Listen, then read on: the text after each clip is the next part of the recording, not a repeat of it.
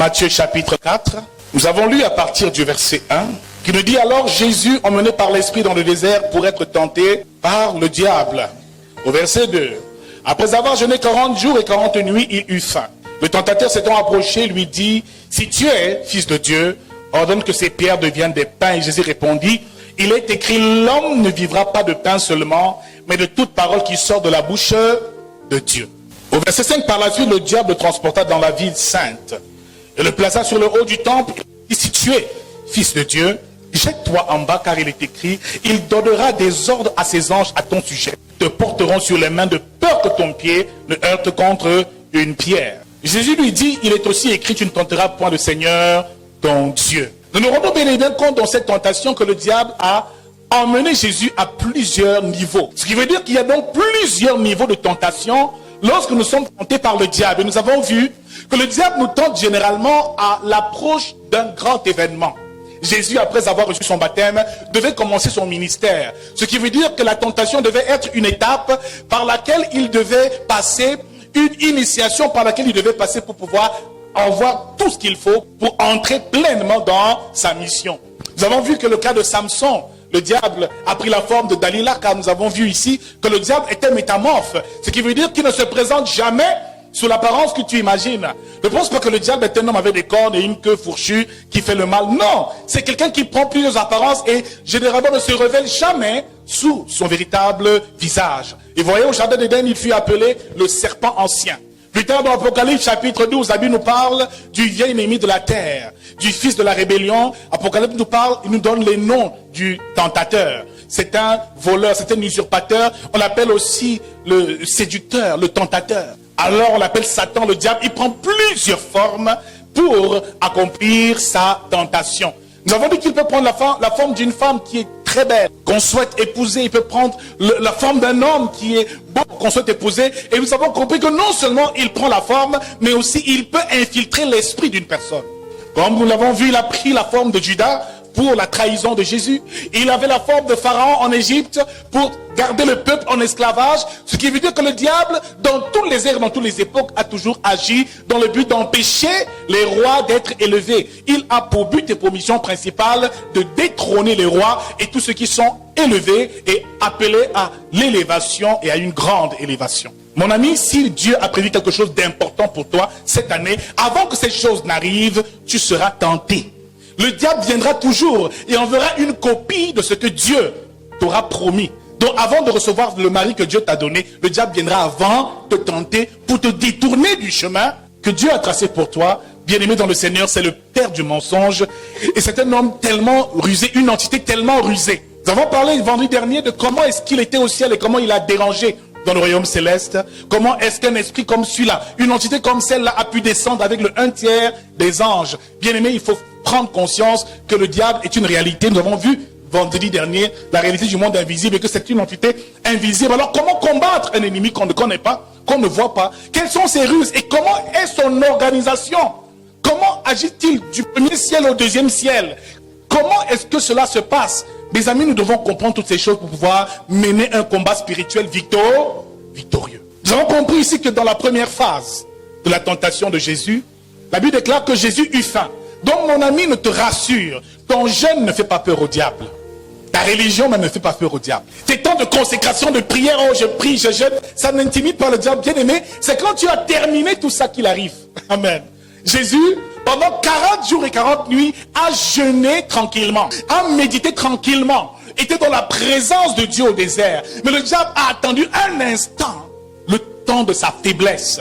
Car nous avons dit ici que l'un des ingrédients, effectivement, et l'un des outils qu'il utilise pour nous tenter, c'est notre propre convoitise. C'est nos désirs et il nous tente parce que nous aimons généralement. Et lorsque nous sommes faibles, c'est à ce moment-là qu'il intervient. Nous avons dit que la faim, c'est le manque. Manquer d'argent, c'est avoir faim. N'avoir pas de travail, c'est avoir faim. Simplement avoir le désir peut-être d'avoir une fonction, un poste qu'on mérite d'occuper, c'est avoir faim. Une femme qui cherche un époux, c'est avoir faim. Bien amis, nous avons souvent faim dans notre existence et cette faim, il est important de la gérer parce que c'est quand on aura faim qu'il se présentera. lorsqu'on est dans l'attente de quelque chose, lorsque notre corps a un besoin, lorsqu'on soupire après quelque chose profondément, cette chose, faisons bien attention, c'est à ce moment-là qu'il peut intervenir. On trouve souvent des sœurs qui à chaque fois prient pour le mariage. Et à chaque fois qu'elle veut se marier, Dieu la bénit spirituellement avec un mari. Mais avant le jour de la rencontre avec son mari, il y a des tentateurs. Le tentateur vient. Elle va de relation en relation et elle perd sa grâce. Mes amis, nous sommes toujours bénis par Dieu, mais le problème c'est de conserver cette grâce parce que le tentateur est présent. Vous voyez, la tentation, c'est pas tout le temps. L'épreuve, c'est toute la vie, nous l'avons dit, dans la marche avec Dieu, pour notre caractère et pour nous perfectionner. Mais la tentation ici, c'est l'épreuve du feu. Il a attendu que Jésus ait faim. Je ne sais pas quelle faim t'anime en ce moment. Je ne sais pas quel est le désir de ton cœur. Je ne sais pas ce qui te fait souffrir profondément. Je ne sais pas ce que tu as dans le cœur que tu souhaites voir s'accomplir en cette fin d'année. Mais mon ami, laisse-moi te dire que c'est quand tu seras au bout de ta souffrance, au bout de ta faim, quand tu auras vraiment ce désir au point où il brûle tellement que le tentateur viendra. Après avoir jeûné 40 jours et 40 nuits, Jésus eut faim, il eut faim. Le tentateur s'étant approché lui dit, si tu es fils de Dieu, ordonne que ces pierres deviennent des pains. Ce qui nous renseigne, numéro 1, sur le premier niveau de tentation, c'est la chair. Premier niveau de tentation, c'est le niveau de la chair. C'est le niveau de la chair. Il connaît parfaitement notre faiblesse, la faiblesse de notre chair. Vous avez vu comment est-ce que Samson, après 3 fois, Delilah a tenté Samson 3 fois. On peut dire à 3 niveaux, il a été tenté comme Jésus ici au désert. Mais la Bible nous fait comprendre que par la suite, il a révélé son secret. Elle est passée par la faiblesse de sa chair. Et la faiblesse de Samson, c'était effectivement l'amour qu'il avait pour les femmes et pour les femmes étrangères. Bien-aimés, ici la Bible nous fait comprendre que Jésus fut tenté dans sa faim. Ce qui veut dire dans ta chair. Premier niveau de tentation, le niveau de la chair. Alléluia. Comprenons que notre adversaire, le diable, est le prince de ce monde. Et le monde est un système qu'il a établi, qu'il a pensé, qu'il a organisé parfaitement. Alors si nous voulons être victorieux dans le combat spirituel et résister à ces tentations, nous devons comprendre ces manœuvres. Et l'une de ces manœuvres, nous allons le découvrir en ce jour, c'est la convoitise de la chair. 1 Jean chapitre 2 au verset 15 nous dit, n'aimez point le monde, ni les choses du monde. Car celui qui aime le monde, l'amour du Père n'est point en lui. Or, les choses du monde, la convoitise de la chair, la convoitise des yeux et l'orgueil de la vie, ne viennent pas de Dieu, mais du monde. Or, le monde passe, et sa convoitise aussi passe. Mais seuls ceux qui feront la volonté de Dieu, la Bible déclare, demeureront éternellement. Ce qui veut dire ici que le premier niveau de tentation, c'est le niveau de la chair. La chair est donc une porte d'accès, une porte d'entrée par laquelle il va passer pour te tenter. Il voulait à tout prix que Jésus assouvisse les désirs de sa chair. Il te conduira et te poussera à dire, vas-y, essaie de satisfaire ta chair. Vas-y, mange, bois, fais ce qui ne glorifie pas Dieu et satisfait ta chair. Il change ses pierres en pain. Il savait que Jésus avait le pouvoir de changer la pierre en pain. Alléluia. Mais il lui dit, écoute, ça peut être plus facile. Tu n'as qu'à changer ces pierres en pain parce que tu as le pouvoir. Mais devons nous faire un miracle juste pour satisfaire notre chair et nos passions? Car le miracle a pour but de glorifier Dieu et d'accomplir le dessein de Dieu. Jésus a fait comprendre ici dans cette première étape au diable que ce qui importe, ce n'est pas la satisfaction de sa chair. Car nourrir ma chair m'importe peu. Ce qui est important, c'est de nourrir mon esprit. Il dit, l'homme ne vivra pas de pain seulement, mais de toute parole sortant de la bouche de Dieu. Premier niveau de tentation, c'est la tentation, c'est le niveau de ta chair, où l'adversaire utilisera cette faiblesse charnelle que tu as pour t'induire en erreur. Et Jésus lui fait comprendre ici que ce qui m'importe, c'est de faire la volonté de mon Père. Jean chapitre 4 verset 34, les disciples sont venus voir Jésus, lui disent, Seigneur, as-tu déjà mangé? Il dit, ma nourriture, c'est de faire la volonté de celui qui m'a envoyé. Ma nourriture, c'est de faire la volonté de celui qui m'a envoyé. En réalité, bien-aimés, nous devons nous satisfaire de la parole de Dieu et de la présence de Dieu dans notre vie. Nous devons être heureux.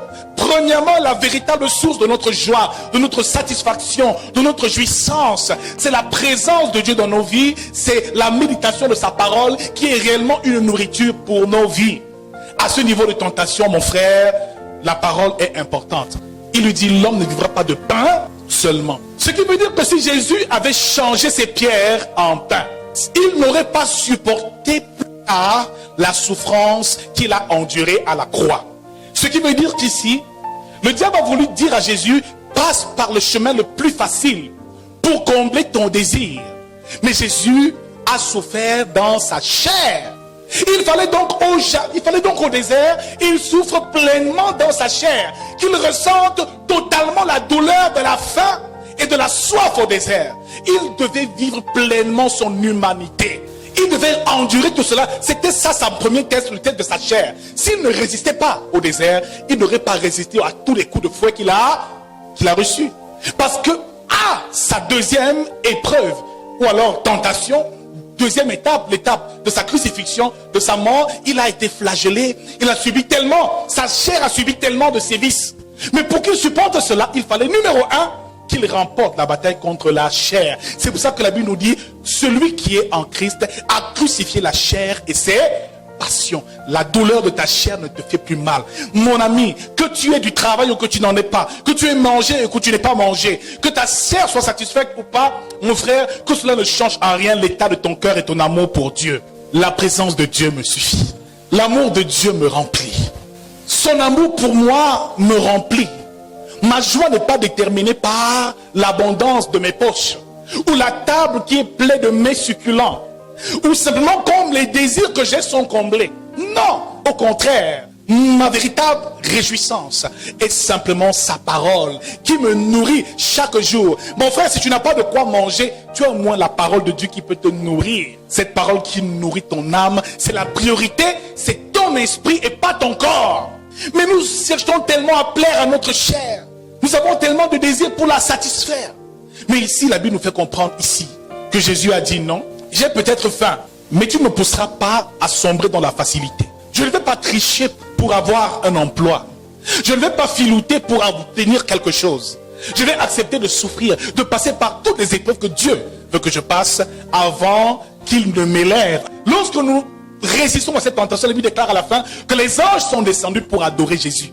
Mon frère, quand la tentation arrive, c'est que ton élévation est déjà là. Quand le diable vient te tenter, c'est parce qu'il y a quelque chose de grand en toi. Il te poussera jusqu'au bout. C'est l'ultime test, la tentation. Car ce sont tous ces hommes qui ont été appelés par Dieu, qui passent par des tentations quelquefois difficiles. Et ici, Jésus a gagné la première bataille, la bataille de la chair. Le diable sait simplement qu'il suffit simplement qu'il te coupe un certain nombre de choses pour que tu perdes tout ton zèle.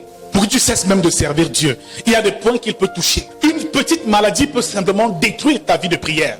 Une petite situation peut détruire ta vie de prière. Bien aimé dans le Seigneur, premier baptême de feu, c'est ta chair qu'il faut soumettre, qu'il faut tenir assujetti. Comme l'apôtre Paul l'a dit, remporte déjà la bataille contre cette chair.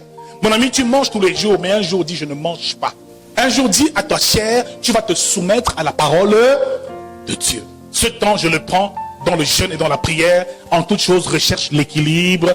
C'est ce que Jésus nous enseigne dans cette première tentation et dans ce premier niveau de la tentation que le diable présente à notre Seigneur. Beaucoup prennent des décisions parce que la chair les a conduits. Ce qui veut dire qu'il y a parfois, la chair a une voix. Parfois tu sens tes désirs sont tellement forts, tu ne comprends pas, mais la chair a une voix. Et quelquefois, on succombe à cette voix. C'est l'œuvre du tentateur. Et Dieu nous dit, n'aimez pas le monde ni les choses du monde. Il nous parle, premièrement, la convoitise de la chair. La nourriture, la boisson, l'argent, tout ce qui nous fait plaisir. Les distractions, les plaisirs, les réjouissances, toutes ces choses, c'est les œuvres de la chair. Deuxième niveau de tentation maintenant. Après la convoitise de la chair, une autre dimension de tentation parce que le diable fait monter la pression et la température chaque jour un peu plus. Et deuxième niveau de tentation, le diable transporta Jésus dans la ville sainte, le plaça sur le haut du temple. Pourquoi sur le haut du temple, mon Dieu? Alléluia.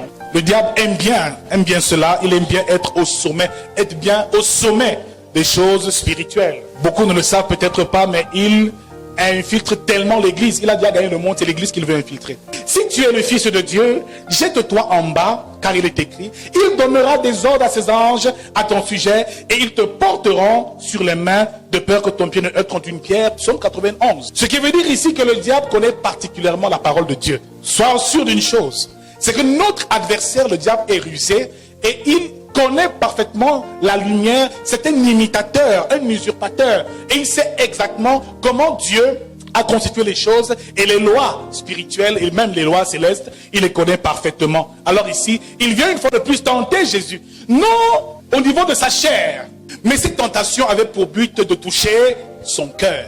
Ici, nous parlons là de l'âme. Le deuxième niveau de tentation, c'est que le diable viendra te tenter au niveau de ton cœur. Il viendra éprouver les sentiments de ton cœur. Il viendra éprouver les sentiments de ton cœur. Certains viendront te dire souvent, mais le Dieu que tu sers là, mais pourquoi depuis tes choses n'avancent pas? Ma soeur, pourquoi tu es célibataire? C'est pas Dieu que tu sers, mais pourquoi ton Dieu ne te donne-t-il pas un mari? Le diable voudra s'attaquer à ce que tu as dans ton cœur, à cette foi, cette assurance que tu as pour le Dieu que tu sers. L'adversaire voudra toucher à ce cœur. Il veut toucher à ses émotions. Parce qu'il voulait susciter une émotion en Jésus, laquelle? L'orgueil. Laquelle? C'est l'orgueil.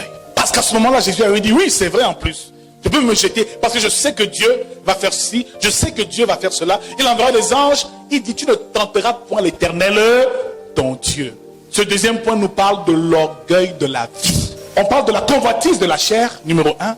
Deuxième étape, l'orgueil de la vie. Bien-aimés dans le Seigneur, souvent nous pensons que nous sommes chrétiens et que le fait d'être chrétien fait de nous des super-héros, fait de nous des personnes à part qui ne peuvent pas souffrir d'un certain nombre de choses et traverser certaines épreuves. Quelquefois, il y aura des personnes qui viendront te dire, fais ceci ou fais cela. Prouve-nous que le Dieu que tu sers est le véritable. Alléluia. Ils l'ont tenté, les pharisiens ont essayé. Fais-nous un miracle, fais un miracle. On ne fait pas des miracles sur commande. Et en toute chose, que seule la volonté de Dieu se fasse. Alléluia. Que personne ne te rende orgueilleux. Que personne ne touche aux sentiments, aux émotions de ton cœur.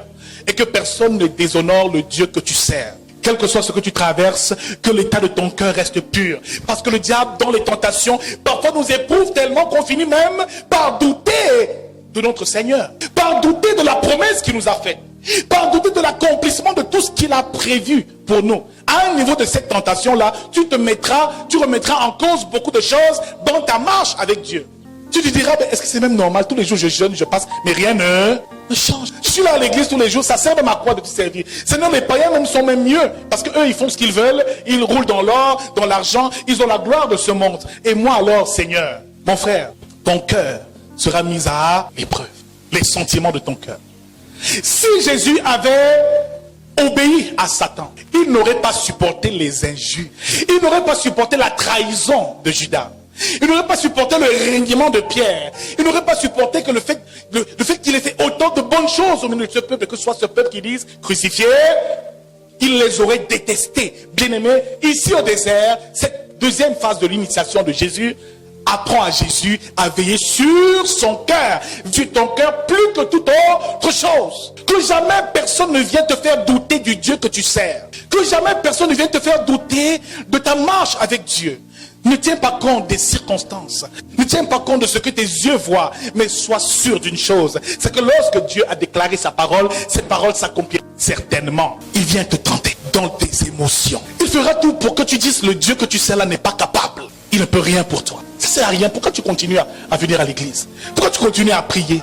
Mais abandonne, ça sert à quoi? Tu commenceras à développer des sentiments de révolte dans ton cœur. D'orgueil même parfois.